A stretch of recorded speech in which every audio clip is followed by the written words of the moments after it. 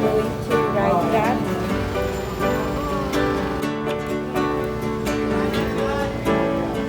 I don't think we're gonna make it.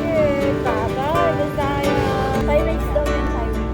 Oh, it's so scary. Happy birthday to you.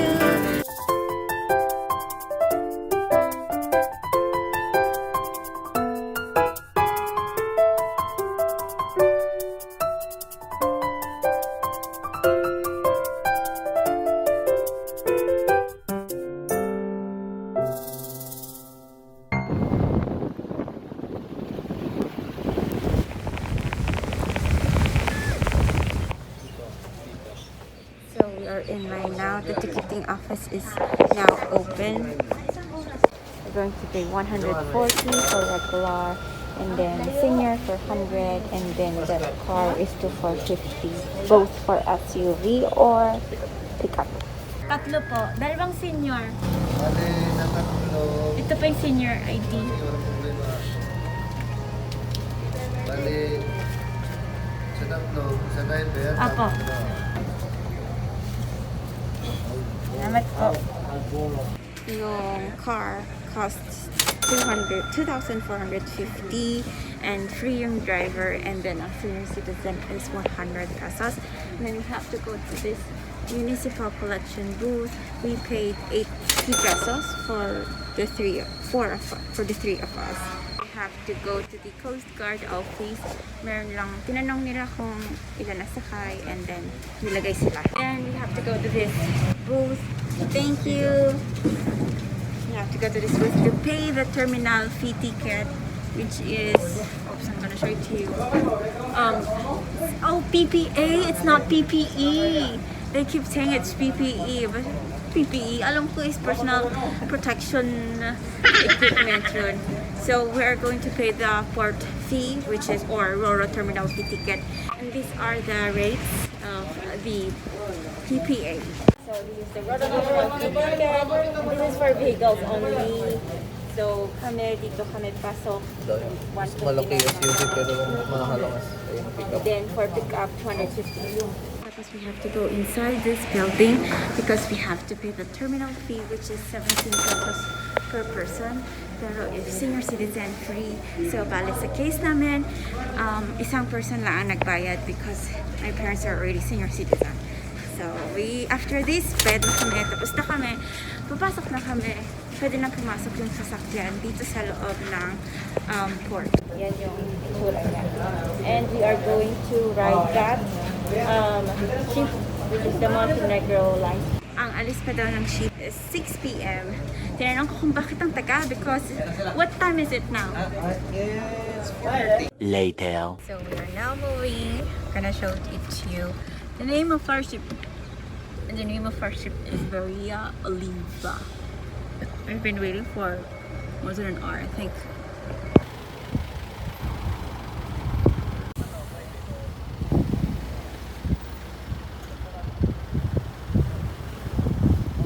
Nag-ano na sila, packingan, no? We just parked inside. There's our car. And they're still filling it up. So we are going up.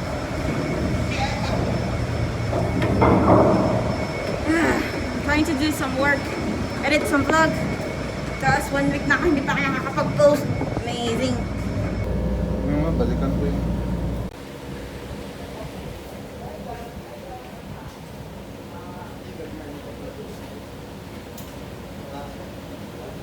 So this is much better than the one we rode from Luzon to Visayas. They have better seats, and they have a store over there. So we are in the upper deck. We chose to sit outside.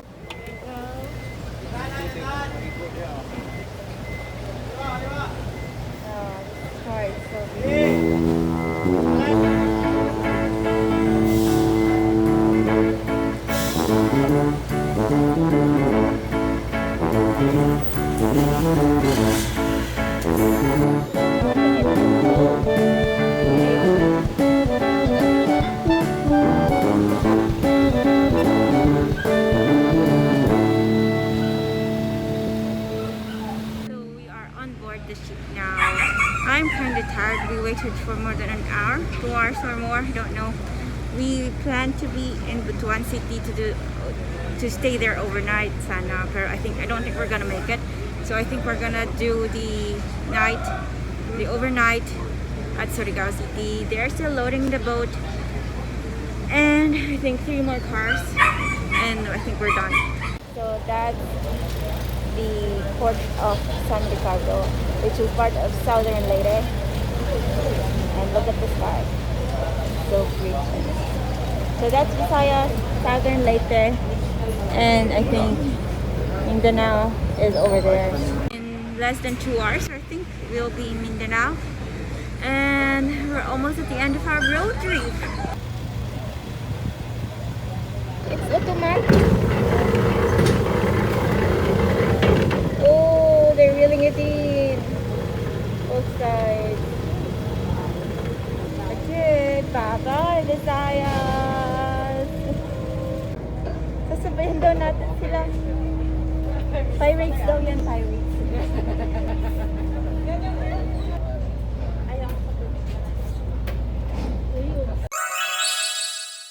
We are almost landing or docking in Mindanao, in Surigao City to be more specific, and I'll show you their port.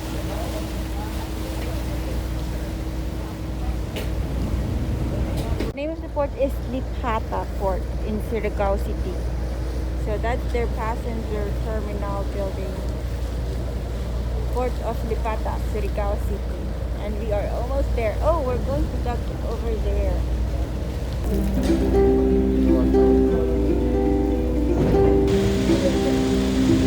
And the route is going down. I didn't know that Surigao City is the gateway to Mindanao. Okay, so we're going down now because I think we can board our car already. Look. So close, like 1 week, 2 weeks. Oh, it's so scary. The other island. Okay, so landing in Mindanao.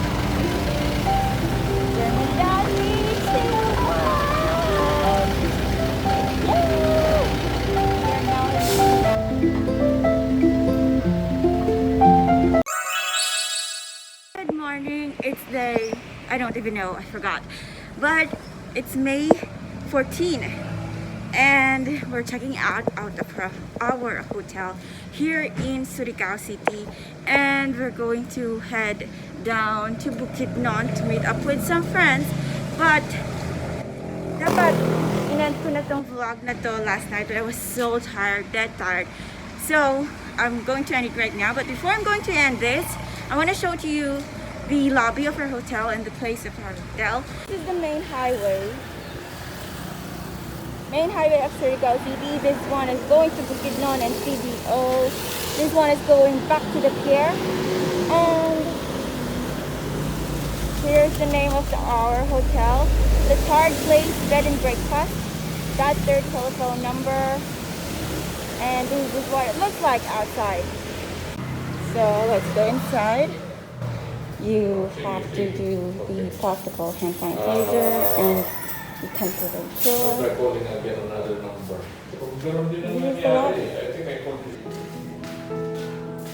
So it's pretty clean, pretty room 215, and we have a queen size and a single bed, a dresser over here. Here's the balcony, I guess, or the washroom, I don't know, but it's just like that. And there's railings over there. And then this is the bathroom. They have hot and cold shower, but there's no bidet. Basic bathroom. There it is. Our room yesterday.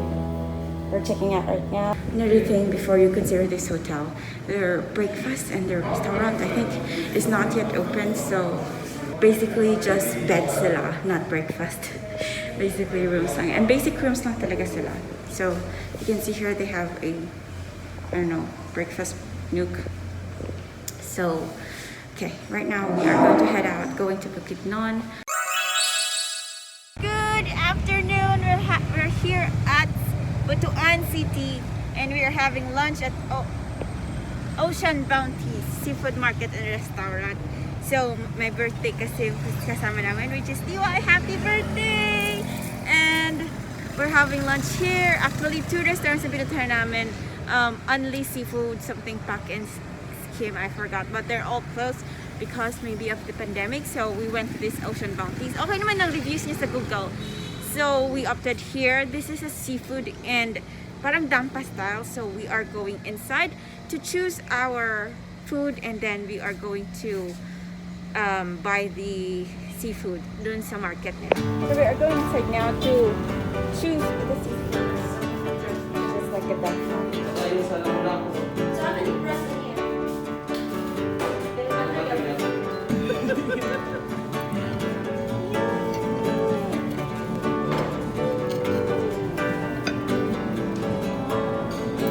Dwight's birthday! Happy birthday! And this is our food.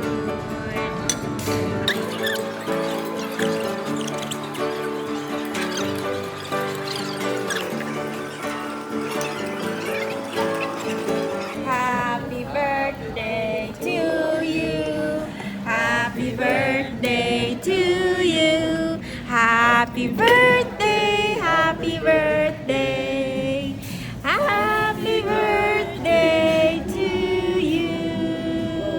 Woo! Yay!